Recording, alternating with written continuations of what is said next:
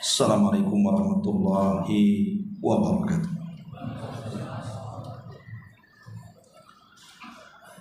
Alhamdulillah wassalatu wassalamu ala Rasulillah wa ala alihi wa sahbihi wa mawalah wa la hawla wa la quwwata illa billahi wa ba'd. Ma'asyiral muslimin rahimakumullah, alhamdulillah di malam hari ini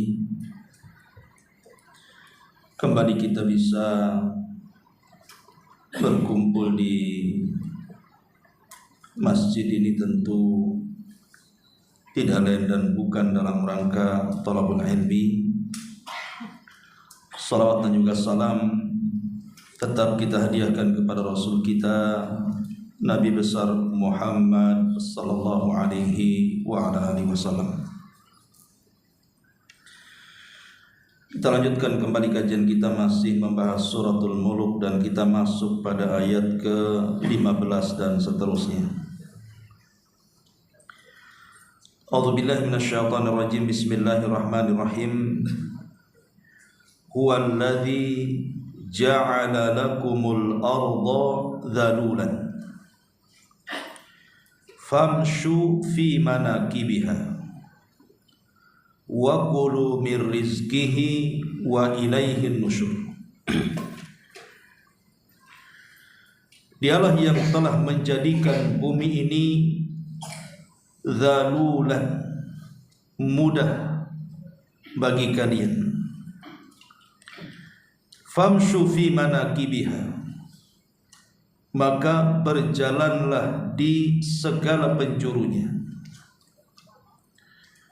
Wa kulu min rizqihi, dan makanlah dari sebagian dari rizkinya. Wa ilaihin nusyur, dan hanya kepadanya lah kalian kembali setelah dibangkitkan Allah subhanahu wa ta'ala. Ayat ini menjelaskan kepada kita tentang beberapa kekuasaan Allah dan keagungannya, di mana Allah subhanahu wa ta'ala telah menjadikan bumi yang kita pijak ini menjadi mudah untuk dilewati.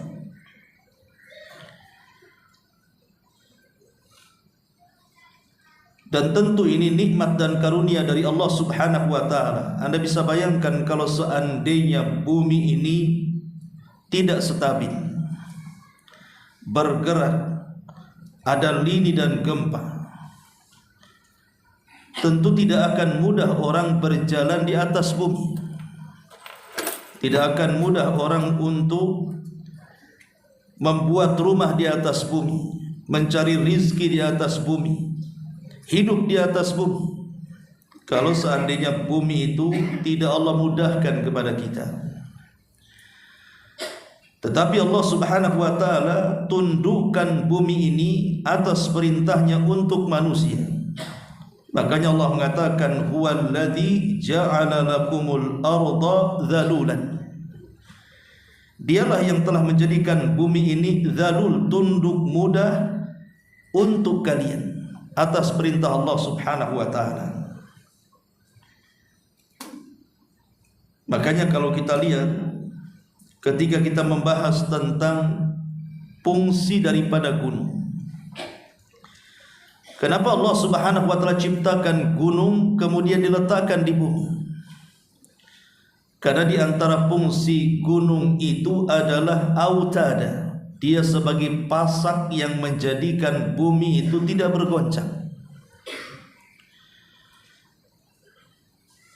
Makanya semua ciptaan Allah subhanahu wa ta'ala, baik lautannya, daratannya, gunung-gunungnya, hutan-hutannya, itu semua tidak sia-sia untuk manusia. Semua ada manfaatnya masing-masing. Lah dengan adanya gunung itulah bumi menjadi tenang, menjadi mudah untuk dilewati. Orang tidak takut untuk lewat di atas bumi. Dan ini tanda kuasa Allah Subhanahu wa taala yang harus kita syukuri. Kemudian Allah Subhanahu wa taala mengatakan famshu fi manakibiha wa kulu min rizqihi. Setelah Allah Subhanahu wa taala memudahkan bumi untuk kita, maka berjalanlah dari segala penjurunya, mau ke baratnya, mau ke timurnya, mau ke utaranya, mau ke selatannya, mau ke mana saja, mau ke bukit-bukit, ke gunung-gunung, ke lembah-lembah, ke daratan-daratan, pokoknya di mana saja yang ada di bumi ini, maka Allah katakan famshu fi manakibiha, berjalanlah di segala penjurunya.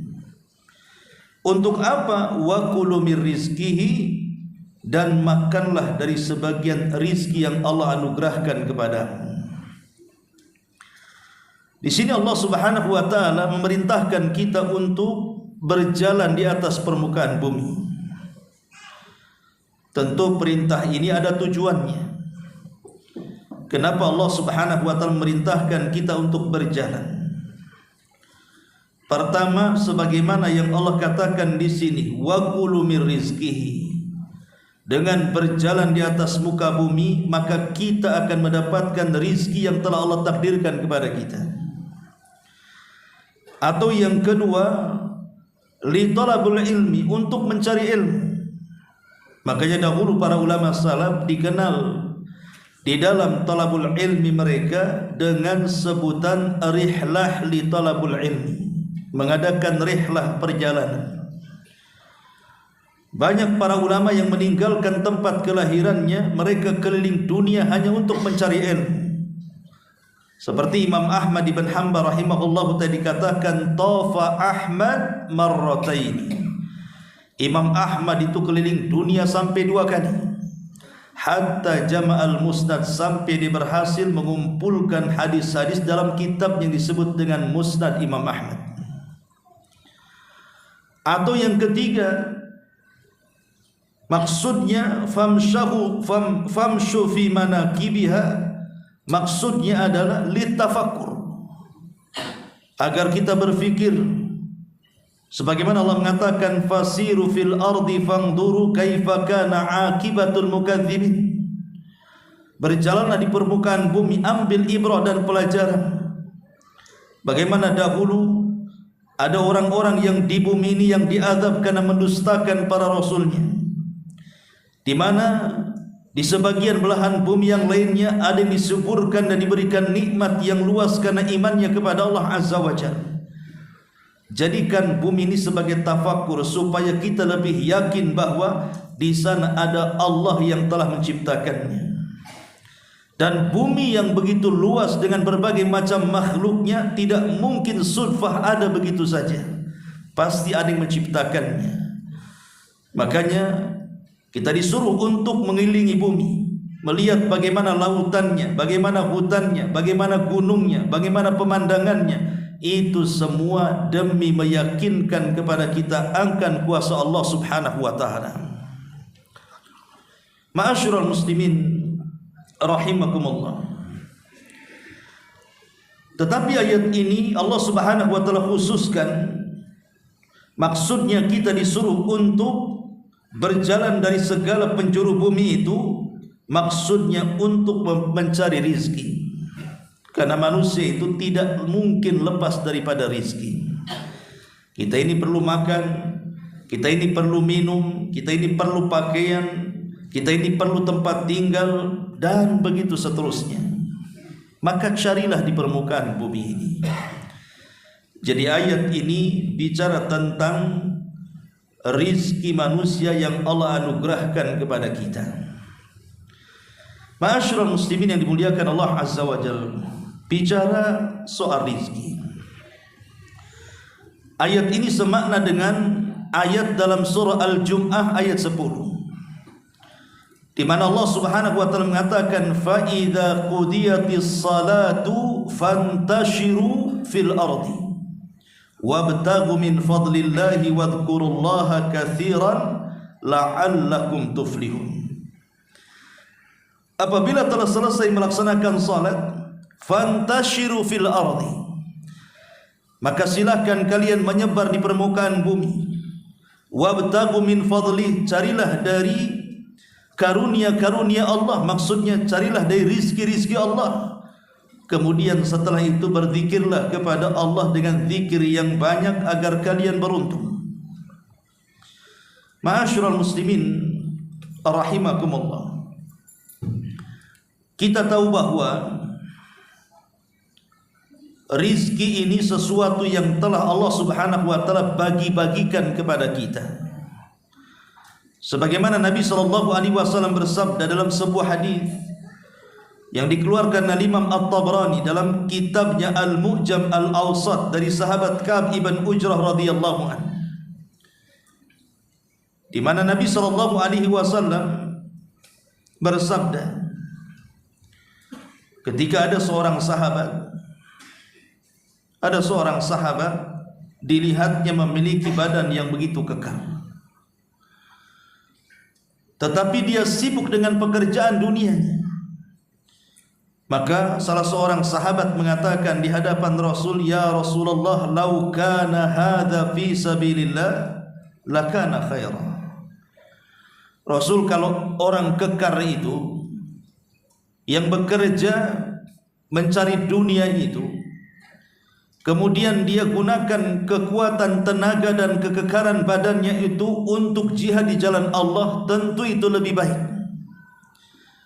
Maka Nabi SAW mengatakan, "In kana kharaja yas'a ala waladihi sigharan fahuwa fi sabilillah, wa in kharaja yas'a ala abawaini shaykhaini kabiraini fahuwa fi sabilillah, wa in kana yas'a ala nafsihi ya'iffuha fahuwa fi sabilillah, wa in kana kharaja riya'an tafakhuran fahuwa fi sabili syaitan."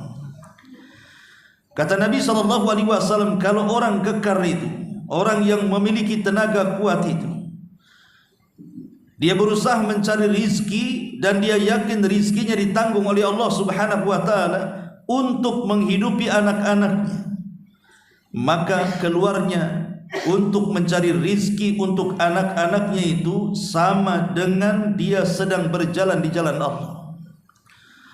Ataupun boleh jadi ketika dia mencari rizki itu untuk menghidupi kedua orang tuanya yang sudah tua renta dan tidak sanggup bekerja, maka dia pun dianggap berjalan di jalan Allah subhanahu wa ta'ala.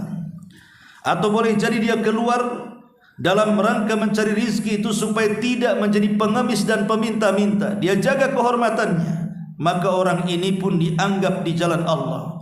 Tetapi kata Rasul, kalau seandainya dia keluar karena ria, karena sombong saja, karena hanya ingin membanggakan dengan rizkinya di antara manusia yang lainnya, fahuwa fi sabili syaitan, maka itulah baru di jalan syaitan.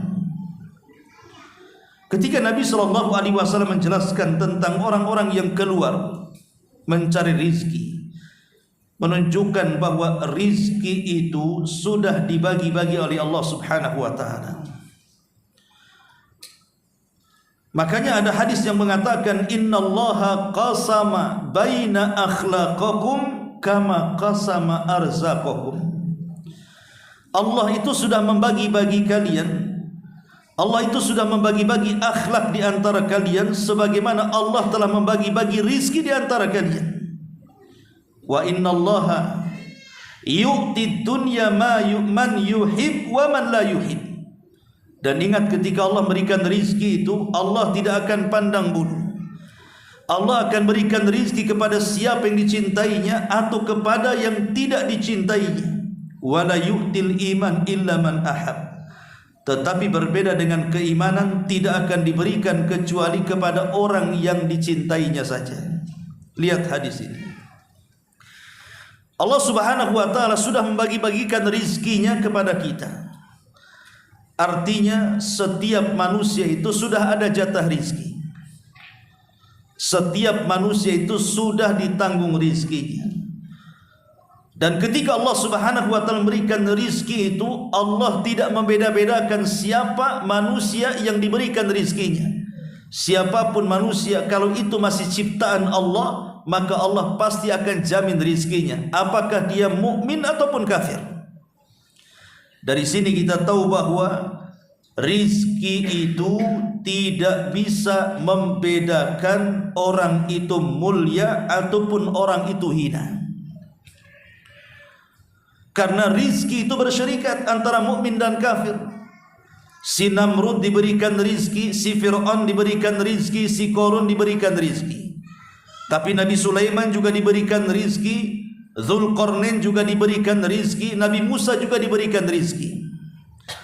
Artinya rizki yang Allah turunkan kepada hamba-hambanya di dunia ini tidak bisa dijadikan pembeda antara si mulia dan si hina. Karena rizki itu bersyarikat antara keduanya. Bukan hanya manusianya, binatangnya pun diberikan rizki. Jadi apa bedanya binatang orang kafir dengan orang yang beriman? Soal rizki itu tidak ada bedanya. Karena itu bukan kemuliaan. Maka dari sini tidak bisa kita katakan orang kaya itu lebih mulia dibandingkan orang miskin, atau orang miskin itu lebih hina dibandingkan orang kaya. Karena kekayaan itu bagian daripada rizki Allah berikan kepada siapapun yang dikehendaki, apakah dia mukmin ataupun kafir. Jadi tidak perlu membanggakan dengan rizkinya. Ma'asyiral muslimin yang dimuliakan Allah Subhanahu wa taala, boleh jadi rizki itu justru menjadikan kita lalai kepada Allah Subhanahu wa ta'ala. Kalau kita terlampau mencarinya berlebihan dan melampaui batas. Sebagaimana Allah mengatakan, Alhaakumut takatsur hatta zurtumul maqabir, kalla sawfa ta'lamun. Alhaakumut takatsur ay syaghalatkum an ta'ati rabbikum, telah melalaikan kepada kalian at-takatsur, berlomba-lombanya kalian mencari rizki. Maksudnya alhaakumut takatsur ay saghalatkum, telah melalaikan kalian an ta'ati rabbikum, dari ketaatan kepada Rabb kalian. Terkadang rizki ini membuat lalai, ikhwan, kalau dicarinya berlebihan. Tetapi kalau seandainya dia mencari rizki itu sesuai dengan kebutuhan, dia tahu bahwa tujuan hidupnya bukan di rizki tapi di ibadah, maka dia akan gunakan rizki itu untuk beribadah kepada Allah Subhanahu wa ta'ala. Bukan berarti Islam itu menghalangi orang untuk kaya, tidak. Bahkan kaya itu perlu dalam Islam. Tetapi maksudnya adalah kekayaan yang ia miliki itu betul-betul dia gunakan untuk beribadah kepada Allah Subhanahu wa ta'ala. Ma'asyiral muslimin yang dimuliakan Allah Subhanahu wa ta'ala, Allah mengatakan, Alladzi khalaqa fasawwa walladzi qaddara fahada. Dialah yang telah menciptakan, dan dia yang telah memperbaiki ciptaannya, dan dia yang telah mentakdirkan rizki-rizkinya, dan dia yang telah mengarahkan bagaimana cara mencarinya. Qaddara fahada. Qaddara artinya mentakdirkan rizki-rizkinya, fahada artinya diberikan insting, dia mampu mencari rizkinya. Maka dari sini kita tahu bahwa rizki itu biyadillahi, di tangan Allah Subhanahu wa ta'ala. Dan rizki itu sudah dicantumkan dalam takdir-takdirnya, sehingga tidak perlu khawatir manusia itu dengan rizkinya, karena Allah sudah membagi-bagikan rizki itu sedemikian rupa kepada makhluknya. Ma'asyiral muslimin yang dimuliakan Allah Subhanahu wa ta'ala, kita tahu bahwa manusia itu diberikan dua pintu oleh Allah Subhanahu wa ta'ala. Pertama pintu rizki, dan yang kedua pintu ajal, di mana dua pintu ini tidak mungkin tertutup bersamaan, atau tidak mungkin terbuka bersamaan. Selama pintu ajal tertutup, maka pintu rizki terbuka. Selama pintu ajal terbuka, maka pintu rizki tertutup. Maksudnya, selama kita masih hidup dan belum disentuh dengan kematian, maka selama itu rizki Allah Subhanahu wa ta'ala akan Allah berikan kepada kita. Tapi kalau seandainya ajal itu menjemput kita, maka terputuslah rizki kita di dunia. Makanya rizki itu berkaitan dengan ajal. Tetapi ingat, Nabi SAW mengatakan bahwa seseorang tidak mungkin didekati dengan ajalnya sampai disempurnakan rizkinya. Sampai ada satu kisah,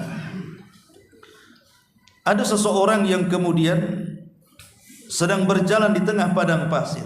Rupanya di depannya ada sumur. Sumur itu jelas tidak tertutup dengan rerumputan atau tidak ditutup dengan semak-semak atau apalah yang bisa menjadikan samar. Tidak, sumur itu jelas nampak lubangnya.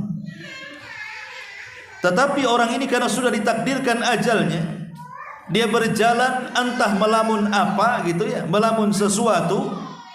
Tiba-tiba dia berjalan terus, kemudian masuk, dia nyemplung ke sumur. Kan gitu ya terkadang ya. Ada orang melamun tidak tahu depannya ada sumur, padahal jelas tuh sumurnya tuh. Masuk dia ke dalam sumur. Sebelum dia masuk ke dalam sumur, dia sempat berteriak. Kemudian adalah orang yang lewat kemudian berusaha untuk menolongnya. Dipanggilnya banyak orang, diambilkan tali.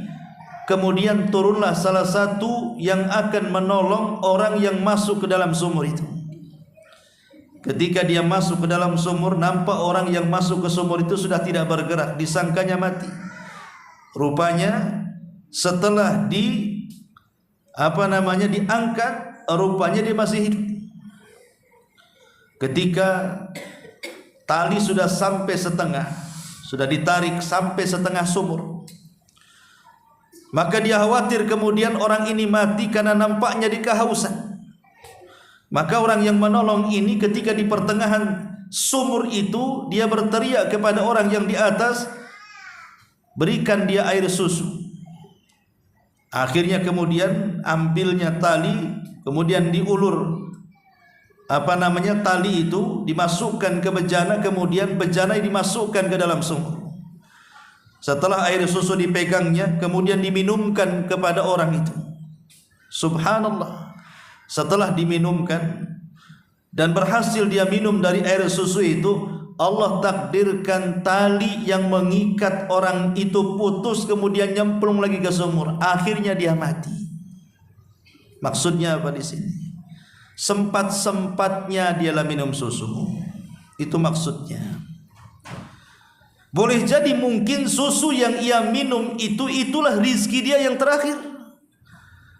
Kenapa Allah tidak langsung matikan di awal saja? Kenapa disempatkan kemudian dia bisa minum susu? Karena tidak mungkin seseorang itu diwafatkan sampai disempurnakan rizkinya, itu maksudnya. Disempurnakan rizki dulu, disempurnakan dulu rizkinya, baru diwafatkan. Ma'asyiral muslimin yang dimuliakan Allah Subhanahu wa ta'ala. Makanya rizki itu sangat erat kaitan dengan babul ajal, bab kematian. Selama kita masih hidup, maka pintu rizki itu terbuka. Tapi kalau kita sudah mati, maka terputuslah pintu rizki itu. Ma'asyiral muslimin yang dimuliakan Allah Azza wa Jalla. Dan kita tahu bahwa rizki itu ada dua macam. Ada yang disebut dengan rizkun nazil dan ada yang disebut dengan rizkun sa'id. Apa nazil, apa sa'id? Nazil itu artinya rizki yang Allah turunkan dari langit ke bumi, sementara rizkun sa'id itu rizki yang kita naikkan dari bumi ke langit. Adapun rizki yang diturunkan Allah Subhanahu wa ta'ala dari langit ke bumi, itulah yang disebut dengan rizkun madi. Rizkun madi itu ya yang berkaitan dengan makanan, yang berkaitan dengan minuman, yang berkaitan dengan kendaraan, yang berkaitan dengan tempat tinggal. Itulah rizkin madi yang kita bisa rasakan hari ini, di mana kita bisa hidup, kita bisa punya rumah, kita bisa punya kendaraan, kita bisa punya pakaian, minuman, dan tempat tinggal yang layak, boleh jadi mungkin kebun yang luas, uang yang banyak, itu disebut rizqun madi. Itulah rizki yang Allah turunkan dari langit ke bumi. Wa fis samai rizqukum, di langit itu ada rizki kalian. Kemudian yang kedua, rizqun sa'id, rizki yang dinaikkan dari bumi ke langit, itu yang disebut dengan rizqun ma'nawi, rizki ma'nawi. Dia bukan dalam bentuk makanan, dia bukan dalam bentuk minuman, dia bukan dalam bentuk tempat tinggal, tapi dalam bentuk amalan, dalam bentuk iman, dalam bentuk ilmu, dalam bentuk amal saleh. Itulah rizki yang dinaikkan ke langit, di mana hasilnya tidak bisa kita rasakan di dunia, tapi nanti kita akan rasakan di akhirat, di mana dengan ilmu, iman, amal saleh itu Allah sudah sediakan sorga yang kenikmatannya tidak pernah dilihat mata, didengar telinga, terlintas dalam pikiran pun tidak bisa. Dari sini kita tahu bahwa rizki itu ada yang sifatnya maktu, ada yang sifatnya ghairu maktu. Rizki itu ada yang sifatnya maktu, terputus, hanya sebatas dunia saja. Tetapi di sana ada rizki yang ghairu maktu, tidak terputus hanya di dunia, tetapi sampai ke akhirat. Adapun rizki yang terputus, ya tadi terputus dengan kematiannya. Seperti makan, kalau sudah mati tidak akan makan lagi. Seperti minum, kalau sudah mati tidak akan minum lagi. Seperti tempat tinggal, kalau sudah mati akan ditinggalkannya. Seperti kendaraan juga sama, dan begitu seterusnya. Itu disebut maktu, terputus hanya sebatas dunia. Tapi rizki di sana ada ghairu maktu, tidak mungkin terputus. Seperti orang-orang yang bersedekah, idza mata ibnu adam inqata amaluhu illa min thalathin, sadaqatin jariyatin aw ilmin yuntafa'u bihi aw waladin salihin yad'ulahu. Apabila anak Adam meninggal dunia, maka semua terputus amalannya kecuali 3 perkara: sedekah yang mengalir, ilmu yang bermanfaat, anak yang mendoakan orang tuanya. Maka sedekah di dunia tidak akan terputus, pahalanya sampai ke akhirat. Atau orang-orang yang berperang di jalan Allah Subhanahu wa taala, yang kita sangka mereka mati dalam jihad, sebenarnya mereka tidak mati. Makanya Allah mengatakan, wala tahsabanna alladzina qutilu fi sabilillahi amwatan bal ahya inda rabbihim yurzaqun. Jangan kau kira orang-orang yang mati di jalan Allah itu mereka mati. Tidak, mereka tidak mati. Mereka tetap hidup dan mereka akan terus diberikan rizki di sisi Rabb mereka. Itulah yang disebut dengan rizki ghairu munqati, rizki yang tidak akan terputus. Ma'asyiral muslimin, jamaah sekalian yang dimuliakan Allah Subhanahu wa taala, maka yang pertama kita harus meyakini bahwa rizki itu sesuatu yang sudah menjadi ketetapan Allah dan sudah dibagi-bagi Allah kepada hamba-hambanya. Yang kedua, ar-rizqu biyadi razzaq, rizki itu ada di tangan yang memberikan rizki. Siapa? Allah. Makanya Allah mengatakan, wa kulu mir rizkihi, makanlah dari rizki Allah. Makan dari rizki Allah. Ada seorang alim namanya Hatim al-Asam. Hatim al-Asam, dia mengatakan, ketika dia ditanya soal tawakal, kenapa begitu tawakal sekali hidupmu hai Hatim al-Asam? Tidak pernah mengeluh, lisannya senantiasa dijaga, tidak pernah tasahud, artinya tidak pernah menolak takdir dan begitu seterusnya. Apa jawaban Hatim al-Asam? Dia mengatakan, alimtu anna rizki la yakuluhu ghairi fatma'nantu bi nafsi, atau fatma'annat bi nafsi. Aku tahu rizki itu sudah takdir yang Allah takdirkan kepadaku, karena aku tahu bahwa rizki itu kalau sudah ditakdirkan kepadaku, tidak mungkin selainku akan mengambilnya. Maka tenanglah hatiku dengannya. Jadi kita harus yakin rizki yang Allah anugerahkan kepada kita itu tidak mungkin salah alamat. Tidak mungkin malaikat yang menghantar rizki kepada kita ini mendapatkan alamat palsu. Pasti tepat alamatnya. Malaikat lebih tahu rizki kita dibandingkan kita. Kalau seandainya rizki itu sudah ditentukan Allah dan alamat rizki itu pasti tetap dan tidak mungkin salah, lalu apa gunanya kemudian orang hasad kepada rizki orang? Nggak ada gunanya. Karena rizki kita tidak mungkin diambil orang. Makanya aneh di masyarakat ini, kadang-kadang kita ini punya usaha dengan usaha yang sama. Mulai itu saling hasad, saling hasud satu dengan yang lainnya. Anggap saja umpamanya ada beberapa travel umroh umpamanya, atau travel haji. Masing-masing travel itu sudah ditentukan rizkinya. Lalu apa kalau sudah ditentukan rizkinya harus hasad kepada travel yang lainnya, sehingga memfitnah dan begitu seterusnya? Nggak ada gunanya.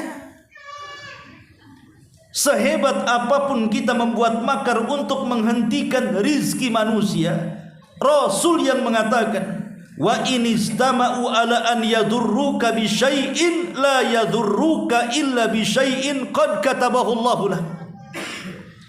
Kalau satu dunia berkumpul untuk mencegah rizki Allah kepadamu dengan cara hendak menimpakan madarat kepadamu, itu tidak mungkin terjadi kalau tidak dicatat di Lauhil Mahfuz. Tidak mungkin terjadi kalau tidak dicatat di Lauhil Mahfuz. Karena rizki manusia itu sudah ditentukan. Di pasar sama-sama jual bawang, yang sebelah jual bawang, sebelahnya juga jual bawang. Akhirnya saling menjatuhkan satu dengan yang lainnya. Itu tidak ada guna, karena rizki Allah itu tidak mungkin salah alamat. Dan rizki Allah itu sudah ditentukan sebelum kita diciptakan 500 tahun. Rizki sudah ditentukan di Lauhil Mahfuz. Bahkan dalam janin saja didaur ulang lagi rizkinya. Ketika malaikat ruh datang kepada kita meniupkan ruhnya, maka Allah memerintahkan untuk mencatat rizkinya.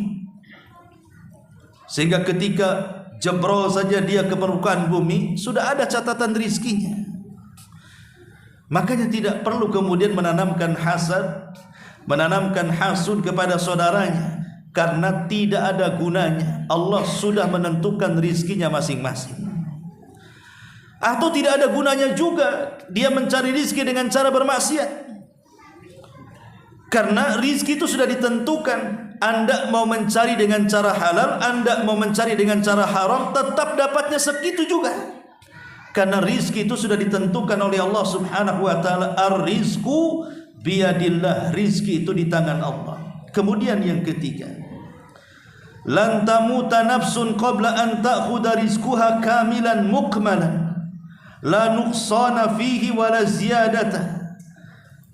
Jiwa itu tidak mungkin mati, kata Rasul, sampai dia mengambil rizkinya secara sempurna. Karena rizki itu tidak mungkin dikurang dan tidak mungkin ditambah, pas sesuai dengan ketentuannya.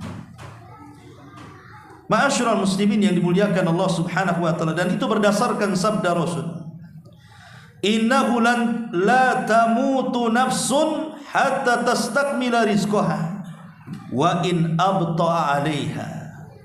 Sesungguhnya jiwa itu tidak mungkin mati sampai disempurnakan rizkinya, walaupun lambat datangnya, tapi pasti akan disempurnakan rizkinya. Kemudian yang keempat, Allah tabaraka wa ta'ala qassama al-arzaqa lil bashari walil jinni wad dawabi wat tuyuri wal asmaki allati taghusu fi a'maqil bihar farazaqaha Allahu minnatan wa karaman minhu la wujuban alaihi bal hada min fadlihi wa karamihi wa ataihi jalla fi'ula fallahu yu'ti man yasha wa yamna amman yasha. Allah itu sudah membagi-bagikan rizkinya kepada manusianya, kepada jinnya, kepada binatang-binatangnya, sampai kepada burung-burungnya, sampai kepada ikan-ikannya, dan kepada seluruh makhluknya. Ketika Allah memberikan rizki kepada itu semua, itu dalam bentuk minnatan wa karaman, dalam bentuk nikmat dan kemuliaan. Jadi Allah itu ketika memberikan rizki kepada kita itu dalam bentuk nikmat dan kemuliaan.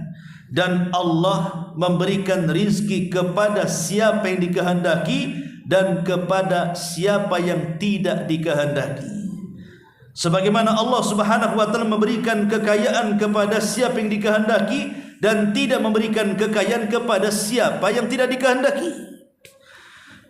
Jadi Allah Subhanahu wa taala itu sudah membagi-bagikan semuanya dan sesuai dengan kadar manusia. Kenapa si anu kaya, kenapa si anu tidak?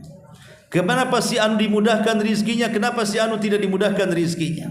Di balik itu ada hikmah, diketahui atau tidak itu pasti ada kebaikan di dalamnya yang disebut dengan hikmah Rabbani. Boleh jadi si miskin itu tetap dimiskinkan dan tidak menjadi kaya, sebab kalau dia kaya bisa saja dia melampaui batas. Atau mungkin di sisi lain si kaya itu tidak pernah miskin dan tetap kaya, sebab kalau dia miskin mungkin didekatkan dengan kekufurannya. Atau boleh jadi si sakit itu tidak disembuh-sembuhkan, boleh jadi kalau dia sembuh akhirnya dia maksiat lagi. Atau boleh jadi orang-orang yang sehat itu tidak diberikan sakit lama, boleh jadi kalau sakit dia putus asa, dan begitu seterusnya. Di situ ada hikmah Rabbani namanya. Ini yang keempat. Yang kelima, kun ala yakinin qawi annallaha razikuka. Jadilah hamba yang punya kekuatan keyakinan yang kokoh bahwa Allah itu pasti akan memberikan rizki kepada.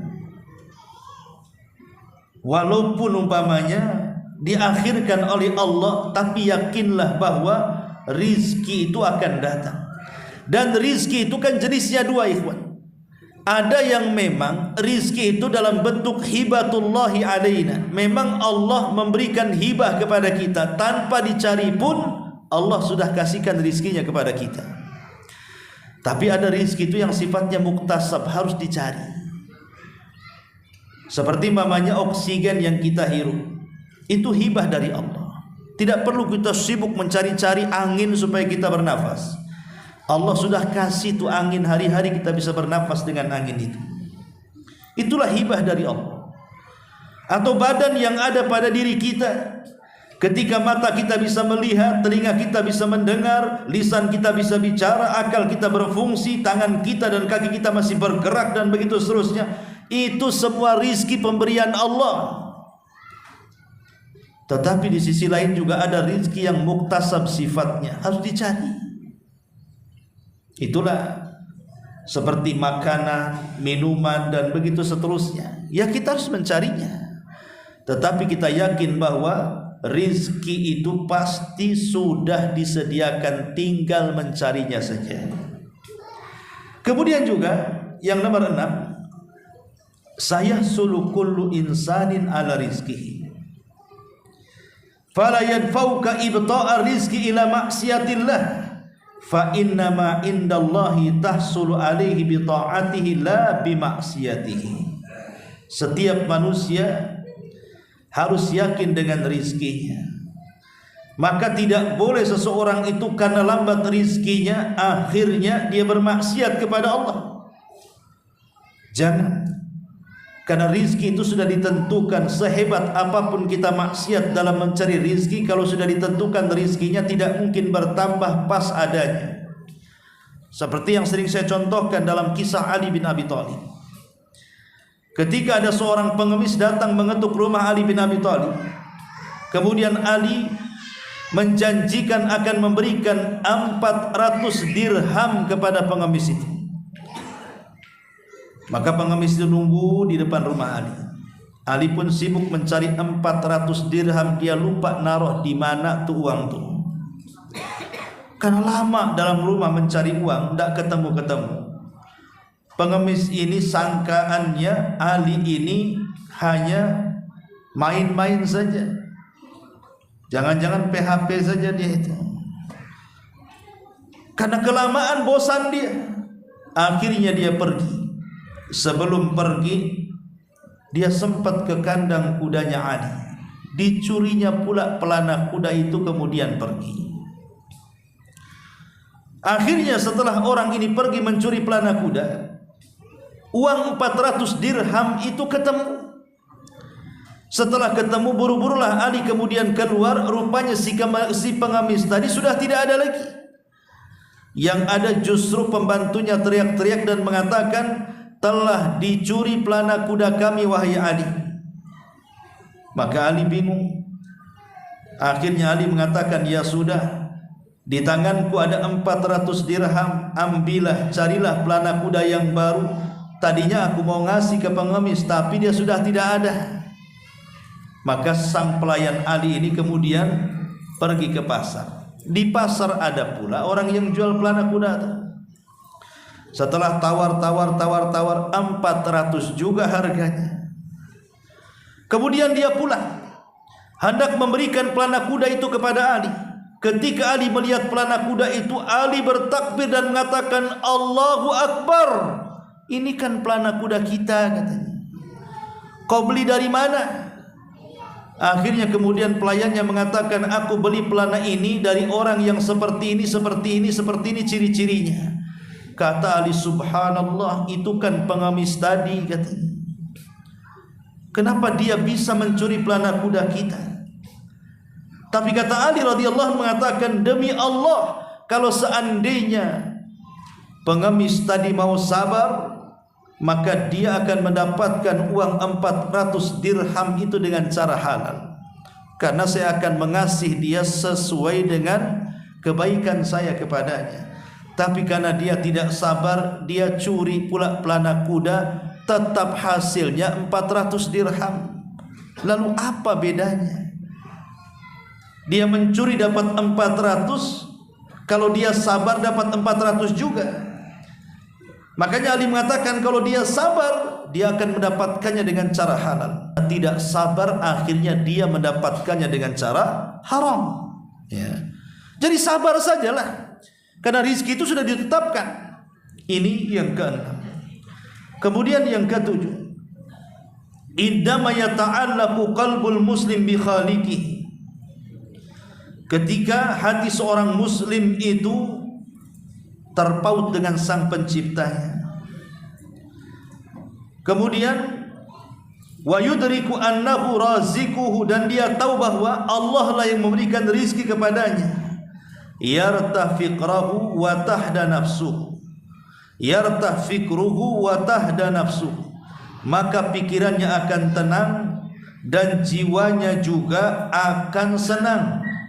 Fala yandur bihasadin ila ghairihi wa yasbir ala aqdarillahi azza wajal. Maka tidak mungkin dia akan memandang hasad kepada orang lain, dan pasti dia akan sabar akan takdir yang Allah telah takdirkan kepadanya. Inilah sifat seorang muslim. Jadi kalau kita sudah tahu bahwa rizki itu di tangan Allah, bahwa Allah sudah membagi-bagikan rizkinya dengan sangat adilnya kepada kita, maka kalau kita yakin, keyakinan ini akan membawa ketenangan, maka jiwa kita akan tenang, pikiran kita juga tidak akan melayang, pasti akan tenang. Kita tidak mungkin hasad dengan orang lain. Kenapa? Karena rizki kita berbeda dengan orang itu. Dan kita akan sabar dengan takdir yang Allah berikan kepada kita. Tapi nyatanya kan tidak seperti itu. Banyak orang yang tidak yakin dengan rizkinya, akhirnya hasad kepada yang lainnya kan? Kenapa orang itu hasad? Karena nggak yakin dengan rizkinya, makanya dia hasad kepada orang lain, tidak punya kepercayaan kepada dirinya. Ma'asyiral muslimin rahimakumullah. Kemudian juga yang nomor 8, innal ladzi hamalal hasid ila hasadihi ghafalathu an mabda'in annar arzaq biyadillah. Yang 8, kenapa orang hasad sampai hasad? Karena dia terlalaikan mulanya, dia tidak meyakini bahwa rizki-rizki itu di tangan Allah. Allah yang memberikan kepada siapa yang dikehendaki. Allah yang mencegah dari siapa yang dikehendaki. Kalau Allah buat semua kaya bisa, tetapi kalau semua kaya, roda kehidupan manusia tidak berjalan. Tidak ada orang mau kerja, ngapain kerja, saya sudah kaya. Akhirnya semua jadi pensiun bekerja. Siapa yang mau kerja kalau semua kaya? Dan siapa pula yang diam di rumah kalau semua miskin? Tidak ada orang yang bisa memberikan gaji kepadanya, semua miskin. Gak akan berputar juga kehidupan manusia itu. Maka dibuatlah ada yang kaya, ada yang miskin untuk saling memanfaatkan satu dengan yang lainnya. Maka hiduplah kehidupan manusia dengan rizki yang Allah telah bagi-bagi itu. Makanya di sini, kenapa orang bisa hasad kepada saudaranya? Maka permulaan orang hasad itu karena tidak yakin bahwa rizki itu di tangan Allah itu saja sebenarnya. Dia tidak yakin bahwa rizki dia itu sudah ditentukan. Makanya hasad kepada kawannya. Kemudian yang ke-9, in abta alaikum rizqukum fala taktaru wala tayasu wa'lamu annahu atikum la mahala. Kalau seandainya Allah takdirkan lambat rizkinya kepada kalian, jangan putus asa. Ketahuilah bahwa rizki itu akan segera datang dan mustahil akan tercegah. Sekali lagi ini juga harus ada keyakinan bahwa kalau seandainya kita sudah berusaha bekerja ke sana kemari tapi tak kunjung juga mendapatkan hasilnya, sabar. Berarti rizkinya belum turun. Harus sabar, terus dicari dan dicari. Nanti juga lama-lama Allah akan berikan kepada kita. Dan dengan kesabaran itulah justru kita akan mendapatkan pahala. Ini juga yang ke-9. Yang ke-10, inna a'marana mahdudatun wa ajalana makhtumatun wa arzaqana maktubatun walan yanala ghairana syai'an min rizkina. Ingat, umur kita ini terbatas. Ajal kita ini dipastikan datang. Rizki kita sudah dicatat oleh Allah Azza wa Jal, pasti akan sampai. Dan tidak mungkin rizki kita akan diambil oleh selain kita. Fakullun yamutu binqida'i ajalihi ba'da an yakuna qad istakmala rizquhu alladhi kutiba lahu. Dan tidak mungkin orang itu diwafatkan ajalnya sampai sempurna rizki yang telah dicatatkan kepadanya. Kalau kita yakini 3 perkara ini, ikhwan, maka pasti kita akan tenang menghadapi rizki. Pertama, umur kita terbatas. Paling lama 60 sampai 70 tahun saja orang hidup itu, kalaupun lebih sedikit. Yang kedua, ajal kita pasti. Manusia itu pasti mati, tidak mungkin hidup terus. Kemudian yang ketiga, rizki kita sudah dicatat. Kalau ajal kita sudah ditentukan, kemudian juga umur kita sudah ditentukan, kemudian rizki kita sudah ditentukan, dan kita yakin bahwa rizki kita tidak mungkin salah alamat, maka timbullah ketenangan di sini. Tidak perlu sibuk lagi kita ini melihat rizki orang lain. Kemudian yang ke-11, Ar-Razzaqu subhanahu wa ta'ala yatawalla taqsimal arzaq. Jadi Allah itu dialah yang punya kuasa membagi-bagikan rizki kita. Faqad kataba arzaqal ibad fis sama. Karena Allah sudah mencatat rizki-rizki hambanya itu di langit. Fahiya wa'dullah, dan itulah janji Allah subhanahu wa ta'ala. Wallahu la yukhliful mi'ad, dan Allah tidak mungkin mengingkari janjinya. Maksudnya begini, Allah mengatakan wa fis sama'i rizqukum wa ma tu'adun. Di langit itu ada rizki kalian dan apa yang Allah janjikan kepada kalian.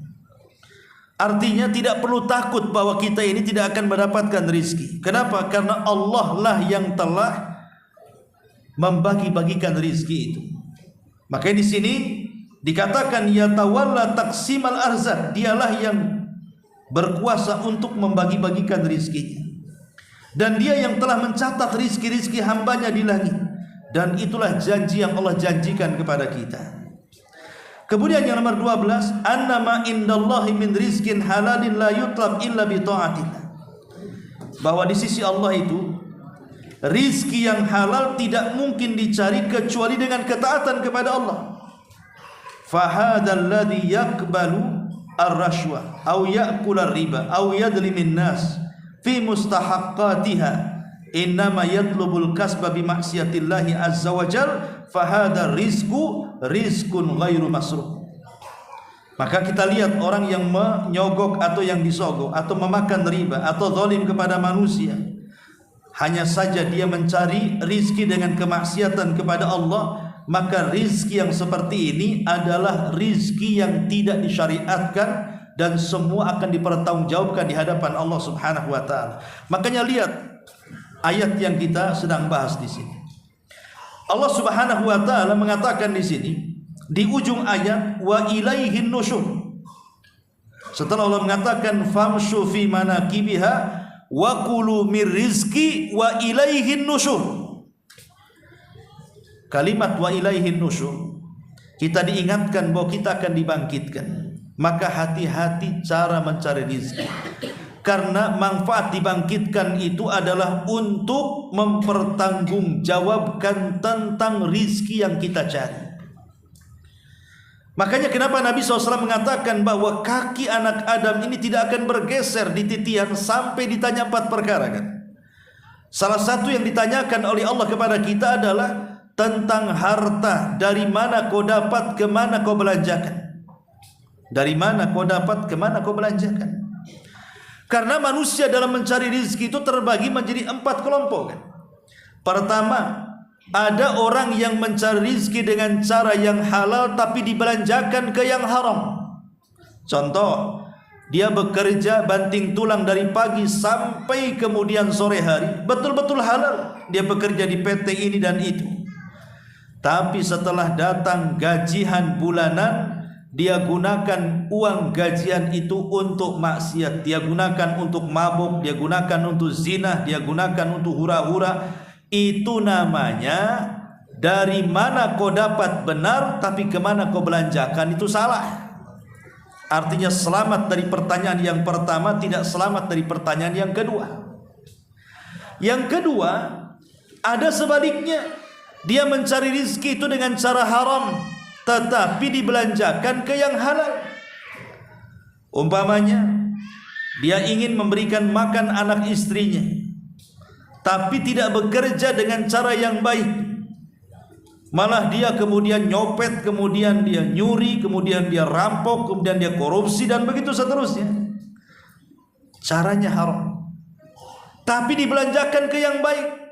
Dibelikan susu untuk anaknya, dibelikan makan untuk istrinya. Terkadang dia infakkan pula untuk pembangunan masjid, pesantren dan lain sebagainya. Maka ini pun salah. Karena Allah itu jamil, Allah itu indah, tidak mungkin menerima kecuali yang indah-indah kan? Walaupun niatnya baik untuk pembangunan masjid, tetap Allah tidak akan terima. Kenapa? Karena Allah itu baik, tidak menerima kecuali yang baik-baik kan begitu. Makanya yang kedua pun dia selamat dari yang pertama, dia selamat dari yang kedua, tapi tidak selamat dari yang pertama. Selamat kemana kau belanjakan, tidak selamat dari mana kau dapat. Ya. Kemudian yang ketiga, ada orang yang mencari rizki itu dengan cara haram, kemudian dibelanjakan ke yang haram. Ini kuadrat dosanya. Dia cari rezeki dengan judi online, dapat dia ratusan juta. Sudah dapat, rupanya untuk mabuk. Itu namanya kuadrat. Dia carinya dari judi, dibelanjakan untuk mabuk. Itu namanya kuadrat namanya. Sudah dua-duanya kena tuh. Dari mana kau dapat kena, kemana kau belanjakan kena lagi. Ini dosa. Lalu yang seperti apa yang benarlah yang terakhir? Dia berusaha mencari harta dengan cara yang halal. Berarti betul tuh dengan pertanyaan yang pertama, dari mana kau dapat? Dari yang halal. Kemana kau belanjakan? Ke yang halal lagi. Itulah yang kita mau. Ketika kita mencari rizki itu betul-betul kita mencari dengan cara yang halal dan dibelanjakan ke yang halal, supaya kita selamat dari pertanyaan min aina iktasabahu wa fima anfaqahu. Dari mana kau dapat, kemana kau belanjakan? Maka kita akan selamat, sehingga Allah tutup ayatnya dengan wa ilaihin nusyur, dan kepada Allah lah akan dibangkitkan. Sehingga rizki yang kita cari di dunia itu dapat dipertanggungjawabkan di hadapan Allah Subhanahu wa ta'ala. Wallahu a'lam bishawab. Ini diantara tafsir singkat dari surah Al-Mulk ayat 15. Mudah-mudahan ada manfaatnya. Subhanaka wa bihamdika asyhadu an la ilaha illa anta astaghfiruka wa atubu ilaik. Allahu ta'ala alam. Assalamualaikum warahmatullahi